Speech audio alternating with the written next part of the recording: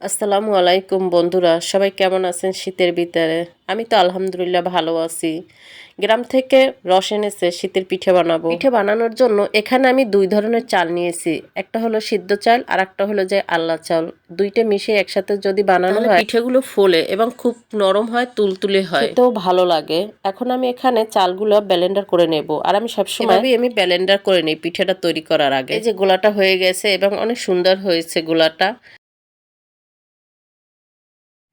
গোলাটা আমার তৈরি করা হয়ে গেছে। এখন আসছি আমি পিঠেটা বানানোর জন্য। আজ আমি পিঠে বানাবো আমার শখের চুলায়, যে চুলাটা আমার মা দিয়েছে আমাকে। এবং এই চুলাটা দেওয়ার পর আমি অনেক মজার মজার খাবার তৈরি করে খেতে পারি এবং খুব ভালো লাগে চুলায় রান্না। অবশ্য যারা যারা চুলায় রান্না খান তারা অবশ্যই জানেন যে চুলার রান্না কতটা মজা। এই তো পিঠেগুলো দেওয়া হয়ে গেছে। দেখুন কত সুন্দর ফুলে টইটুম্বর হয়ে গেছে পিঠেগুলা। আমি তো আগেই বলছিলাম যে এভাবে ব্লেন্ডার করে যদি পিঠেটা তৈরি করা হয় তাহলে খুব ভালো হয় এবং ফুলে। এই তো আমি অনেকগুলো পিঠে বানিয়ে ফেললাম, সবাই দেখেন। এবং পিঠেগুলো কিন্তু অনেক ফুলছে আমার। পিঠের ভিতরটা কিন্তু একটুকু কাঁচা নাই, একদম সুন্দরভাবে হয়েছে পিঠের ভিতর। এবার রসে ভিজানোর পালা। রসটা আমি আগেই জাল দিয়ে নামিয়ে রেখেছিলাম। পিঠেগুলো আমি ভাজি একদিকে আর রসের ভিতরে দিয়ে দেই।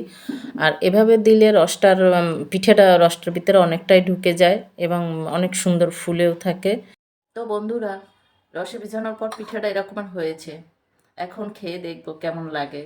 আশা করি ভালোই লাগবে। বিসমিল্লাহ।